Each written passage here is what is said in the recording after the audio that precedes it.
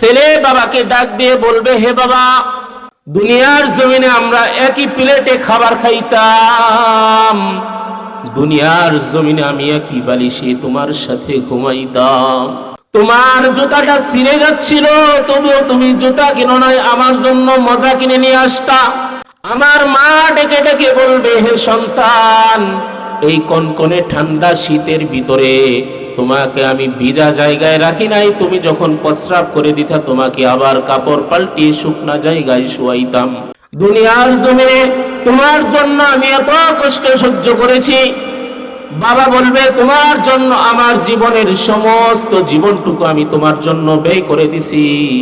আজকে এই কঠিন বিচারের হাসরের ময়দানে আজকে তুমি জান্নাতীদের দলে আর আমি জাহান্নামীদের দলে।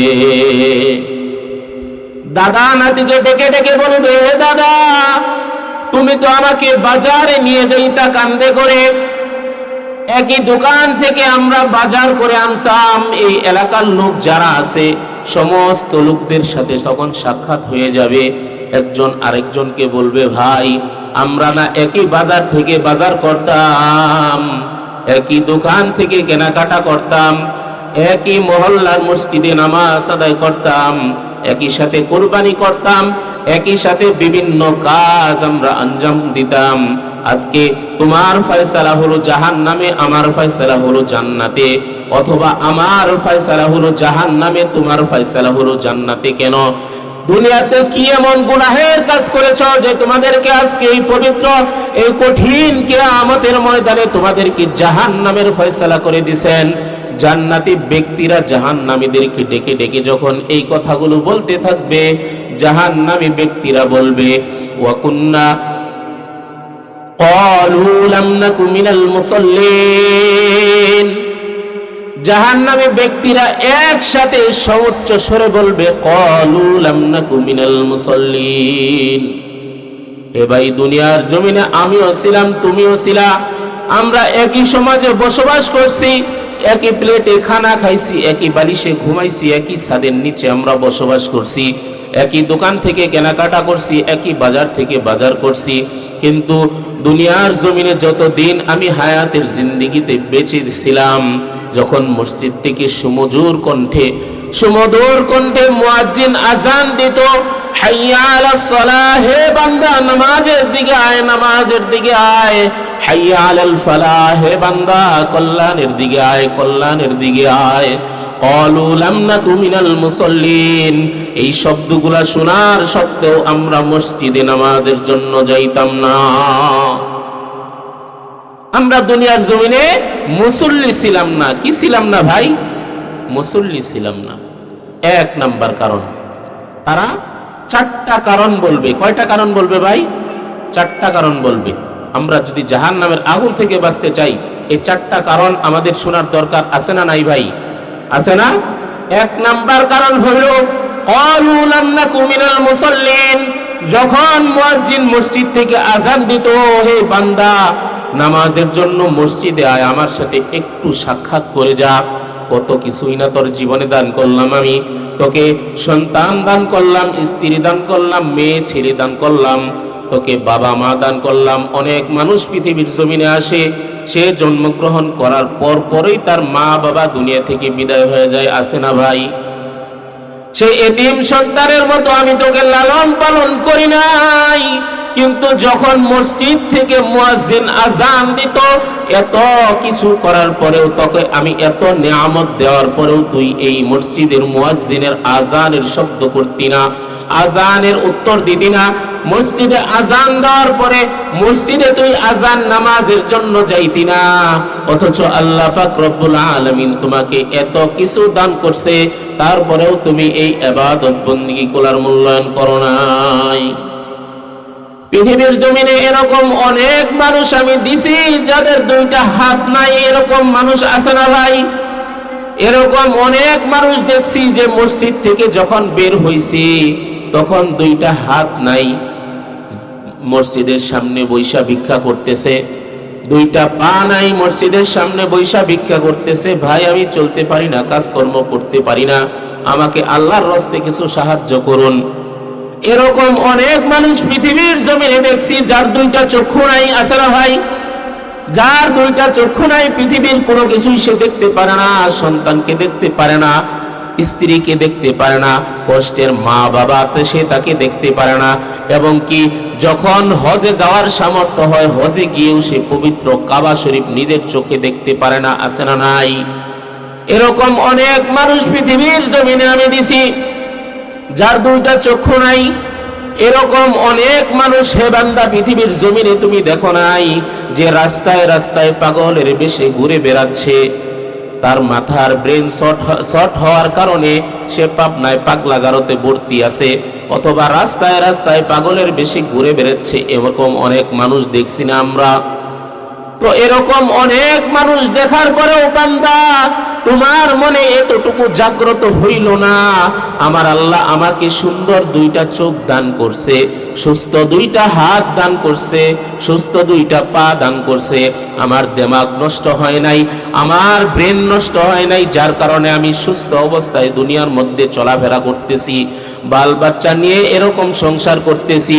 কিন্তু যখন মসজিদ থেকে আজান হয়, ও এই দুনিয়ার মানুষ যখন এই দুনিয়া থেকে ত্যাগ করে, এই দুনিয়ার জমিন ত্যাগ করে সে আল্লাহ তাআলার কাছে এরকম ভাবে আখিরাতের জমিনে উপস্থিত হয়ে যাবে। আল্লাহ পাক রব্বুল আলামিন সমস্ত মানুষকে একত্রিত করবেন। কি করবেন ভাই? হযরত আদম আলাইহিস সালাতু ওয়াস সালাম থেকে কিয়ামত পর্যন্ত এই পৃথিবীর জমিনে যত মানুষ আগমন করবে, এই সমস্ত মানুষদেরকে একত্রিত করবেন হিসাব নেওয়ার জন্য। কি নেওয়ার জন্য ভাই? হিসাব নেওয়ার জন্য একত্রিত করবেন। যখন হিসাব নেওয়ার জন্য একত্রিত করবেন, হিসাব নেওয়ার জন্য একত্রিত এক জায়গায় দাঁড় করাবেন, তাদের একজন একজন করে হিসাব নেবেন। সমস্ত হিসাব আদি শেষ করার পর আল্লাহ পাক রব্বুল আলামিন এই দুনিয়ার সমস্ত মানুষদেরকে দুইটা দলে বিভক্ত করে দিবেন। বলেন ভাই, কয়টা দলে বিভক্ত করবেন? দুই দলে বিভক্ত করবেন। এক দল যাবে জান্নাতের দিকে, আরেক দল যাবে জাহান্নামের দিকে। আল্লাহ পাক রব্বুল আলামিন তাদেরকে হিসাব যাদের করা হবে, হিসাব যাদের নেওয়া হবে, যাদের আমল নামায় সওয়াবের পাল্লা ভারী হয়ে যাবে, যাদের আমল নামায় সওয়াব বেশি থাকবে, রোজা বেশি থাকবে, নামাজ বেশি থাকবে, নেক আমল বেশি থাকবে, তাদেরকে আল্লাহ পাক রব্বুল আলামিন জান্নাতীদের কাতারে দাখিল করে দিবেন। আর যাদের গুনাহের পাল্লা ভারী থাকবে, যারা দুনিয়ার জমিনে গুনাহ কামাই করছে সবচাইতে বেশি, তাদেরকে আল্লাহ পাক রব্বুল আলামিন জাহান্নামের কাতারে দাখিল করে দিবেন। বলি নাউযুবিল্লাহ। এই দুইটা দল বিভক্ত করবেন। দুই দল যখন বিভক্ত করে দিবেন, জান্নাতি দলদেরকে আল্লাহ পাক রব্বুল আলামিন বলবেন যে তোমরা জান্নাতের ভিতরে প্রবেশ করো, জাহান্নামী ব্যক্তিদেরকে বলবেন তোমরা জাহান্নামের ভিতরে প্রবেশ করো। যখন এই দুই দল প্রবেশ করতে থাকবে, পথের মধ্যে তাদের সাক্ষাৎ হয়ে যাবে। কি হয়ে যাবে ভাই? সাক্ষাৎ হয়ে যাবে। তারা একে অপরকে দেখে চিনতে পারবে যে আমরা একই এলাকায় বাস করতাম, আমি তাকে চিনি, সে আমাকে চিনে, অথবা আমার একান্ত ব্যক্তিগত বাড়ির লোক হইতে পারে। হইতে পারে নাকি ভাই? হইতে পারে না? আমি হয়তো জাহান্নামে চলে গেছি, আমার বাবা হয়তো জান্নাতে চলে গেছে, এরকম হইতে পারে না ভাই? তো এই দুই দলের যখন সাক্ষাৎ হয়ে যাবে, ছেলে বাবাকে ডাক দিয়ে বলবে, হে বাবা, দুনিয়ার জমিনে আমরা একই প্লেটে খাবার খাইতাম, দুনিয়ার জমিনে আমি একই বালিশে তোমার সাথে ঘুমাইতাম, তোমার জুতাটা ছিঁড়ে যাচ্ছিল, তবুও তুমি জুতা কিনো নাই, আমার জন্য মজা কিনে নিয়ে আসতা। আমার মা ডেকে ডেকে বলবে, হে সন্তান, এই কনকনে ঠান্ডা শীতের ভিতরে তোমাকে আমি ভিজা জায়গায় রাখি নাই, তুমি যখন প্রস্রাব করে দিতা তোমাকে আবার কাপড় পাল্টিয়ে শুকনা জায়গায় শুয়াইতাম। দুনিয়ার জমিনে তোমার জন্য আমি এত কষ্ট সহ্য করেছি। বাবা বলবে, তোমার জন্য আমার জীবনের সমস্ত জীবনটুকু আমি তোমার জন্য ব্যয় করে দিছি। আজকে এই কঠিন বিচারের হাসরের ময়দানে আজকে তুমি জান্নাতীদের দলে আর আমি জাহান্নামীদের দলে। দাদা নাতিকে ডেকে ডেকে বলবে, দাদা, তুমি তো আমাকে বাজারে নিয়ে যাইতা কান্দে করে, একই দোকান থেকে আমরা বাজার করে আনতাম। এই এলাকার লোক যারা আছে সমস্ত লোকদের সাথে তখন সাক্ষাৎ হয়ে যাবে। একজন আরেকজনকে বলবে, ভাই আমরা না একই বাজার থেকে বাজার করতাম, একই দোকান থেকে কেনাকাটা করতাম, একই মহল্লার মসজিদে নামাজ আদায় করতাম, একই সাথে কুরবানি করতাম, একই সাথে বিভিন্ন কাজ আমরা আঞ্জাম দিতাম। আজকে তোমার ফয়সালা হলো জাহান্নামে, আমার ফয়সালা হলো জান্নাতে, অথবা আমার ফয়সালা হলো জাহান্নামে, তোমার ফয়সালা হলো জান্নাতে। কেন? দুনিয়াতে কি এমন গুনাহের কাজ করেছো যে তোমাদেরকে আজকে এই পবিত্র এই কঠিন কিয়ামতের ময়দানে তোমাদেরকে জাহান্নামের ফয়সালা করে দিবেন? জান্নাতি ব্যক্তিরা জাহান্নামীদেরকে ডেকে ডেকে যখন এই কথাগুলো বলতে থাকবে, জাহান্নামী ব্যক্তিরা বলবে, ওয়া কুন্না ক্বালু লাম নাকু মিনাল মুসাল্লিন। জাহান্নামী ব্যক্তিরা একসাথে সর্বোচ্চ স্বরে বলবে, ক্বালু লাম নাকু মিনাল মুসাল্লিন। হে ভাই, দুনিয়ার জমিনে আমিও ছিলাম, তুমিও ছিলা, আমরা একই সমাজে বসবাস করছি, একই প্লেটে খানা খাইছি, একই বালিশে ঘুমাইছি, একই ছাদের নিচে আমরা বসবাস করছি, একই দোকান থেকে কেনাকাটা করছি, একই বাজার থেকে বাজার করছি। কিন্তু দুনিয়ার জমিনে যতদিন আমি হায়াতের জিন্দেগিতে বেঁচে ছিলাম, যখন মসজিদ থেকে সুমধুর কণ্ঠে মুয়াজ্জিন আজান দিত, হাইয়া আলাস সালাহ, হে বান্দা নামাজের দিকে আয়, নামাজের দিকে আয়, হাইয়া আলাল ফালাহ, হে বান্দা কল্যাণের দিকে আয়, কল্যাণের দিকে আয়। ক্বালু লাম নাকু মিনাল মুসাল্লিন। এই শব্দগুলা শোনার সত্ত্বেও আমরা মসজিদে নামাজের জন্য যাইতাম না। আমরা দুনিয়ার জমিনে মুসল্লি ছিলাম না। কি ছিলাম না ভাই? মুসল্লি ছিলাম না। এক নাম্বার কারণ, তারা চারটা কারণ বলবে। কয়টা কারণ বলবে ভাই? চারটা কারণ বলবে। আমরা যদি জাহান্নামের আগুন থেকে বাঁচতে চাই, এই চারটা কারণ আমাদের শোনার দরকার আছে না নাই ভাই? আছে না? এক নাম্বার কারণ হলো, ক্বালু লাম নাকু মিনাল মুসাল্লিন। যখন মুয়াজ্জিন মসজিদ থেকে আযান দিত, হে বান্দা নামাজের জন্য মসজিদে আয়, আমার সাথে একটু সাক্ষাৎ করে যা। কত কিছুই না তোর জীবনে দান করলাম আমি, তোকে সন্তান দান করলাম, স্ত্রী দান করলাম, মেয়ে ছেলে দান করলাম, তোকে বাবা মা দান করলাম। অনেক মানুষ পৃথিবীর জমিনে আসে, সে জন্মগ্রহণ করার পরেই তার মা বাবা দুনিয়া থেকে বিদায় হয়ে যায়। আছে না ভাই? সেই এতিম সন্তানের মতো আমি তোকে লালন পালন করি নাই, কিন্তু যখন মসজিদ থেকে মুয়াজ্জিন আযান দিত, এত কিছু করার পরেও তোকে আমি এত নিয়ামত দেওয়ার পরেও তুই এই মসজিদের মুয়াজ্জিনের আযানের শব্দ করতি না, আযানের উত্তর দিবি না। মসজিদে আযান দেওয়ার পরে মসজিদে তুই আযান নামাজের জন্য যাইতি না, অথচ আল্লাহ পাক রব্বুল আলামিন তোমাকে এত কিছু দান করছে, তারপরেও তুমি এই ইবাদত বندگی গুলার মূল্যায়ন করো নাই। পৃথিবীর জমিনে এরকম অনেক মানুষ আমি দিছি যাদের দুইটা হাত নাই। এরকম মানুষ আছে না ভাই? এরকম অনেক মানুষ দেখছি যে মসজিদ থেকে যখন বের হইছি তখন দুইটা হাত নাই, মসজিদের সামনে বৈশা ভিক্ষা করতেছে। দুইটা পা নাই, মসজিদের সামনে বৈশা ভিক্ষা করতেছে। ভাই আমি চলতে পারি না, কাজকর্ম করতে পারি না, আমাকে আল্লাহর রাস্তে কিছু সাহায্য করুন। এরকম অনেক মানুষ পৃথিবীর জমিনে দেখছি যার দুইটা চক্ষু নাই। আছে না ভাই? যার দুইটা চক্ষু নাই, পৃথিবীর কোনো কিছুই সে দেখতে পারে না, সন্তানকে দেখতে পারে না, স্ত্রীকে দেখতে পারে না, কষ্টের মা বাবা সে তাকে দেখতে পারে না, এবং কি যখন হজে যাওয়ার সামর্থ্য হয় হজে গিয়েও সে পবিত্র কাবা শরীফ নিজের চোখে দেখতে পারে না। আছে না নাই? এরকম অনেক মানুষ পৃথিবীর জমিনে আমি দিছি যার দুইটা চক্ষু নাই।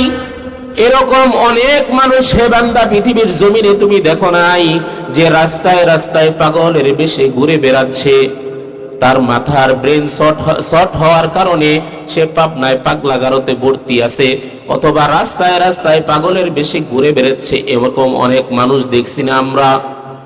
তো এরকম অনেক মানুষ দেখার পরেও বান্দা তোমার মনে এতটুকু জাগ্রত হইল না, আমার আল্লাহ আমাকে সুন্দর দুইটা চোখ দান করছে, সুস্থ দুইটা হাত দান করছে, সুস্থ দুইটা পা দান করছে, আমার দিমাগ নষ্ট হয় নাই, আমার ব্রেন নষ্ট হয় নাই, যার কারণে আমি সুস্থ অবস্থায় দুনিয়ার মধ্যে চলাফেরা করতেছি, বাল বাচ্চা নিয়ে এরকম সংসার করতেছি।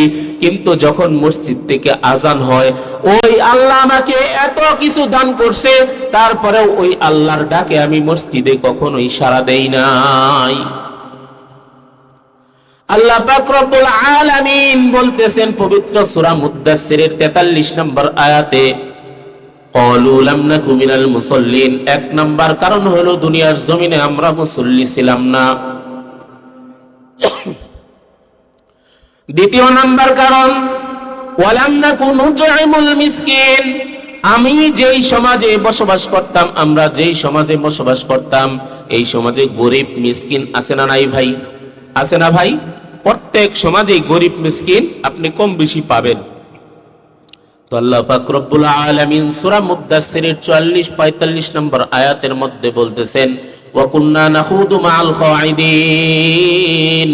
এই আমাদের সমাজে যেই সমস্ত ওয়া কুন্না ক্বালু লাম নাকু মিনাল মুসাল্লিন ওয়া লাম নাকু নুতঈমুল মিসকিন, আমাদের সমাজে অনেক মিসকিন মানুষ থাকতো, অনেক দরিদ্র মানুষ থাকতো, যাদের ঈদের দিন যাইতো ভালো একটা পোশাক তারা পরিধান করতে পারতো না, ঈদের দিন যাইতো ভালো মন্দ তারা কিছু খাবার খাইতে পারতো না। আমি 50,000 1 লাখ টাকার কুরবানি আমি প্রস্তুত করে কুরবানির মাঠে নিয়ে যাইতাম, কিন্তু আমার সমাজে এমনও অনেক মানুষ ছিল, ওই সরকারি বন্ট যদি না আসতো বাড়িতে তারা গোশত পাকাইতে পারতো না।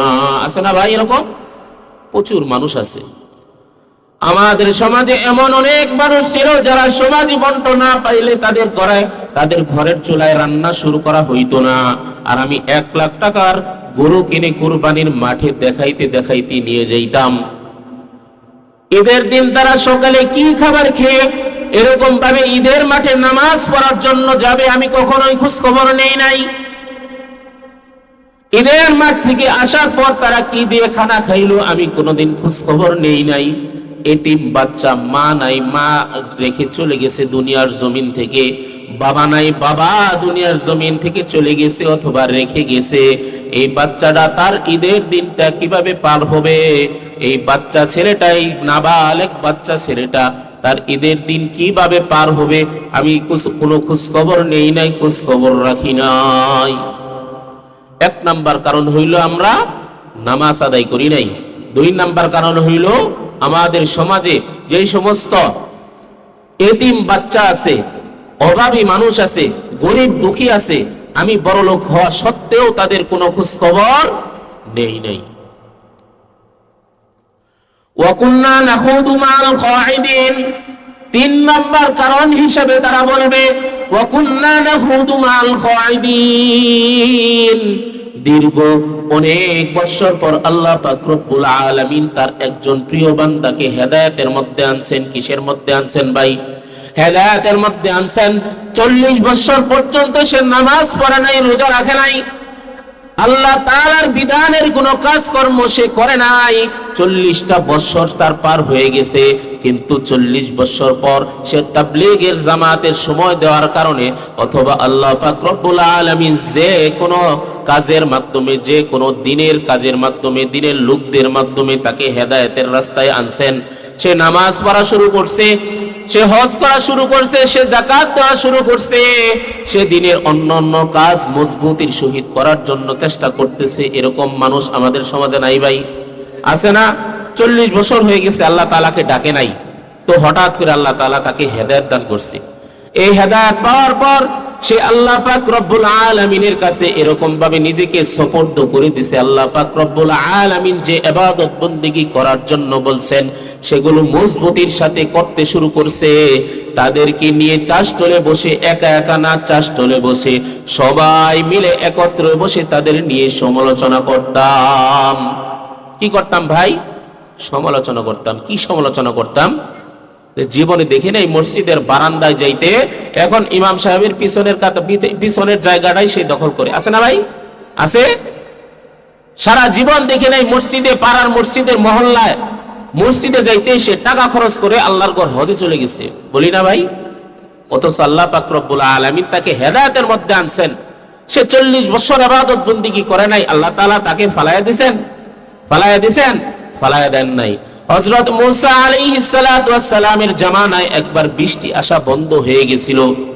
যখন বৃষ্টি আসা বন্ধ হয়ে গেল, হযরত মূসা আলাইহিস সালাতু ওয়াস সালামের কওমের মানুষ মূসা আলাইহিস সালাতু ওয়াস সালামকে এসে বলল, হে আল্লাহর নবী মূসা আলাইহিস সালাতু ওয়াস সালাম, আমাদের জীবন উষ্টাগত হয়ে গেছে, পানির কারণে আমরা পানি পাচ্ছি না, আমাদের গবাদি পশুগুলো মারা যাচ্ছে পানির কারণে, আমরা পানি তাদেরকে দিতে পারছি না, আমাদের ফসল আদি আবাদ করতে পারছি না, এই পানির কারণে বৃষ্টি হয় না।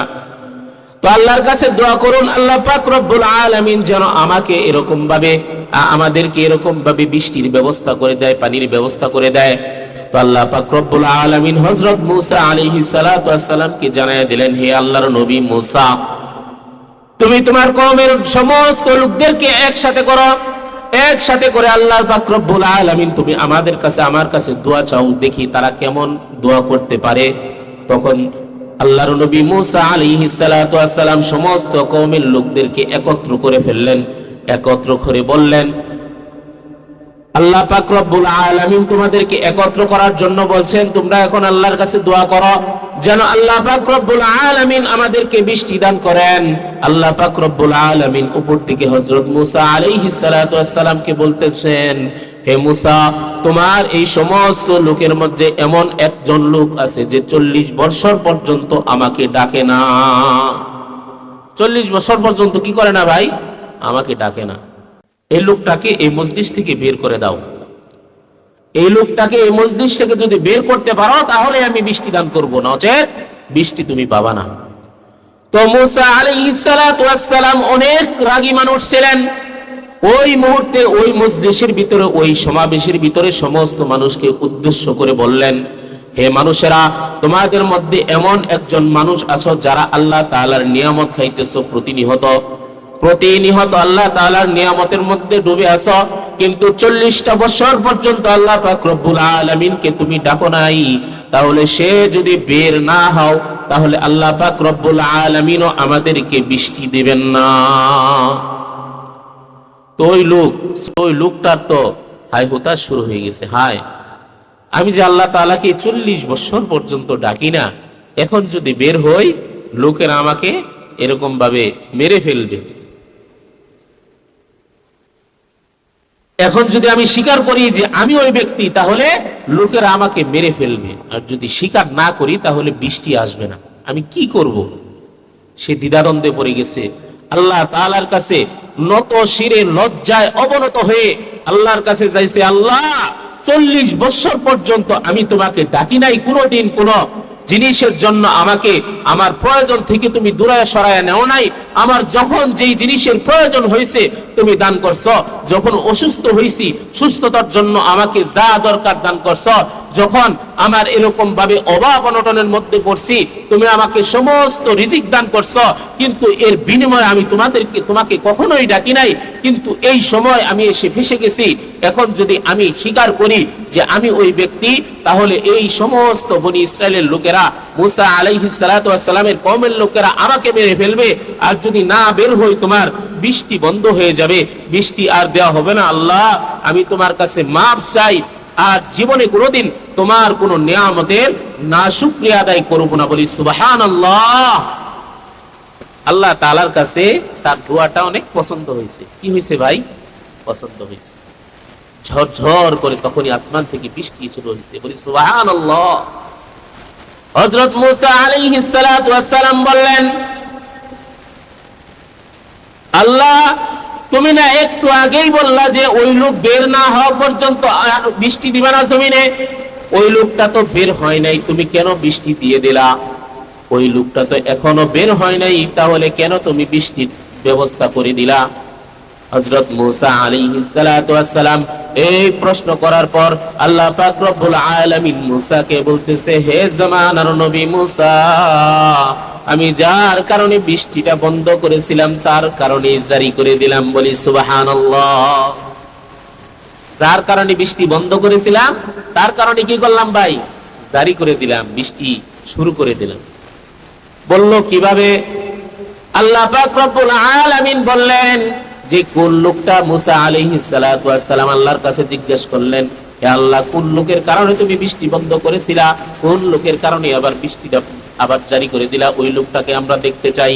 আমরা সকলেই মিলে তার এরকম ভাবে কিভাবে সে আল্লাহ তাআলার কাছে দোয়া করছে এই দোয়াটা আমরা শিখতে চাই, যে মুহূর্তের মধ্যেই কবুল হয়ে গেছে। এই লোকটাকে আমরা একটু দেখতে চাই।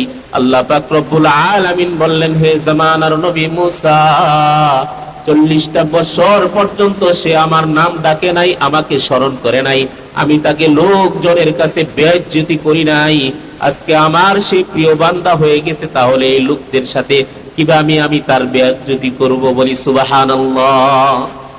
40 বছর ডাকে নাই, আমি তাই তাকে বেইজ্জতি করি নাই। 40 বছর পর যখন সে আমার হয়ে গেছে, এখন আমি তার বেইজ্জতি কিভাবে করব?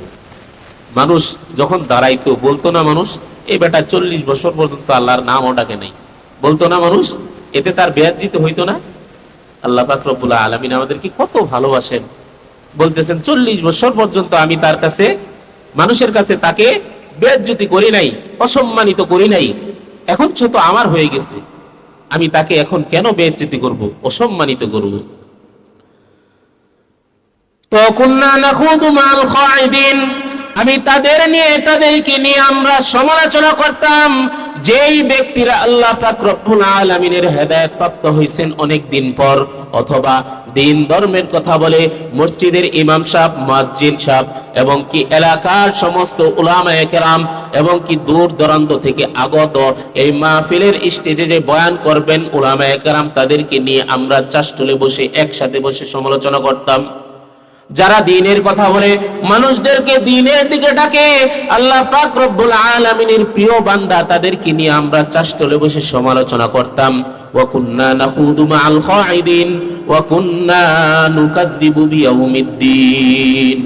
4 নাম্বার কারণ, ওয়া কুন্না নুকাযযিবু বিয়াউমিদ্দিন, আমরা এমন একটা দিনকে আমরা অস্বীকৃতি জানাতাম, অস্বীকার করতাম, যেই দিনটা চিরসত্য।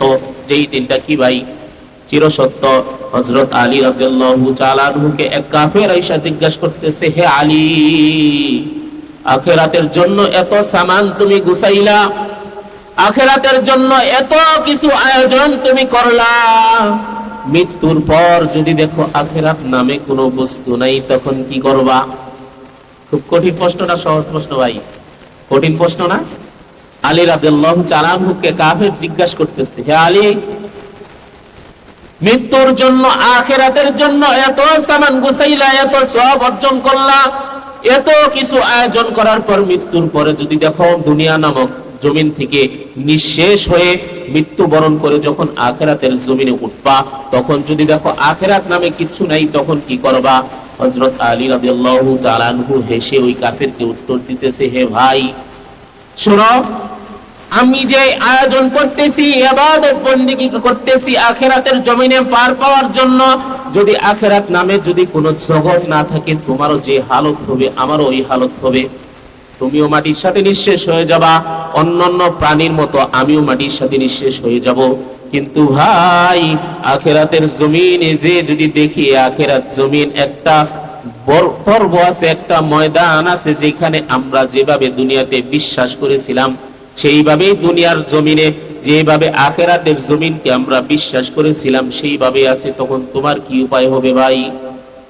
আমি তো আমার আয়োজন করে নিয়ে আসছি, আমি তো পার পেয়ে যাব, কিন্তু তুমি তো কোনো আয়োজন করো নাই, তোমার কি অবস্থা হবে? যদি কোনো ময়দান না থাকে, আখিরাতের জমিন না থাকে, আমারও যে হালত তোমারও সেই হালত, কিন্তু যদি থাকে আমি তো পার পেয়ে যাব, তোমার কি অবস্থা হবে? ঠিক কিনা ভাই? তো 4 নম্বরে তারা বলতেছে, ওয়া কুন্না নুকাযযিবু বিয়াউমিদ্দিন, দুনিয়ার জমিনে আমরা আখিরাতের জমিন একটা আছে, আখিরাতের একটা দিন আছে, এই দিনকে আমরা অস্বীকার করতাম।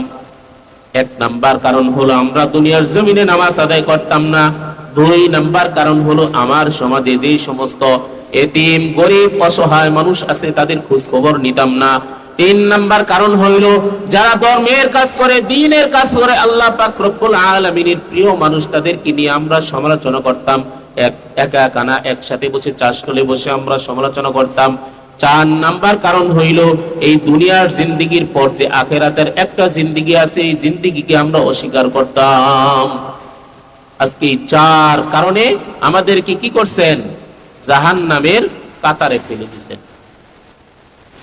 হাত্তা আতানাল ইয়াকিন, তারা তখন অত্যন্ত দুঃখের সাথে কেঁদে কেঁদে বলতে থাকবে, ভাই আমি দুনিয়ার জমিনে জন্মগ্রহণ করছি, জন্মগ্রহণ করার পরে এই কাজ নিয়মিত ধারাবাহিকভাবে করতেছি, করতে করতে করতে করতে এমন পর্যায়ে পৌঁছে গেছি, হাত্তা আতানাল ইয়াকিন, হঠাৎ মৃত্যু আমার সামনে এসে গেছে। কি হয়েছে ভাই? হঠাৎ মৃত্যু আমার সামনে এসে গেছে। মৃত্যুটা ভাই হঠাৎ করে আসে, তাই না ভাই?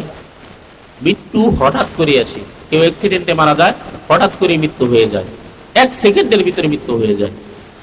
তো আমরা দুনিয়ার জমিনে এরকম ভাবে চলতেছিলাম, নামাজ আদায় না করে চলতেছিলাম, এরকম ভাবে গরিব দুঃখীদের খোঁজ খবর না নিয়ে চলতেছিলাম, এরকম ভাবে আল্লাহ পাক রব্বুল আলামিনের প্রিয় বান্দাদের সমালোচনা করতে করতে চলতেছিলাম, আখিরাতের জমিনকে অবিশ্বাস করতে করতে চলতেছিলাম। এই চলাটা, এই চলতে চলতে চলতে চলতে এমন একটা সময় আমরা পৌঁছে গেছি যখন হঠাৎ করে মৃত্যু নামক আজরাইল ফেরেশতা আমার ঘরের সামনে এসে গেছে। তখন আল্লাহর কাছে তারা ফরিয়াদ করবে, আল্লাহ আমাদেরকে আবার দুনিয়ায় পাঠান, আমরা আবার আমল করব, আমি অনেক আমল করে আপনার সামনে উপস্থিত হব। আল্লাহ পাক রব্বুল আলামিন বলবেন, এখন আর সময় নাই। তোমাদেরকে বহুভাবে সতর্ক করা হয়েছে। জুমার মেম্বারে খতিব সাহেব এরকম ভাবে তোমাদেরকে সতর্ক করছে। মসজিদের মেম্বারে, মসজিদে প্রত্যেক দিন তালিমের মাধ্যমে মসজিদের ইমাম তোমাকে এরকম ভাবে সতর্ক করছে। বৎসরে একবার মাহফিল, দূর দূরান্ত থেকে উলামায়ে কেরামগণ এসে তোমাদেরকে এরকম ভাবে সতর্ক করছে, দেখো মৃত্যুর পরে একটা জগৎ আছে, ওই জগতের মাল সামানা তুমি তৈয়ার করো। মৃত্যুর পরে যখন তোমাকে কবরে রাখা হবে, ওই কবরের মাল সামানা তুমি তৈয়ার করো। তুমি শোনো নাই? প্রতিদিন এরকম ভাবে মসজিদের যে জামাত আসছে, তাবলীগের জামাত, তোমার বাড়িতে যাইয়া হাতে ধইরা পায়ে ধইরা তোমাদেরকে বুঝাইছে, ভাই আমরা এখানে ছিলাম না একদিন, এখন আসি, এক সময় থাকবো না, এখন যা করার সেগুলো করে তারপরেই মরতে হবে। তুমি শোনো নাই? তোমাকে বিভিন্ন ভাবে বোঝানো হয়েছে, তুমি শুনো নাই, যার কারণে আর কিয়ামতের ময়দানে তোমাদেরকে জাহান্নামের ফয়সালা করে দিছি।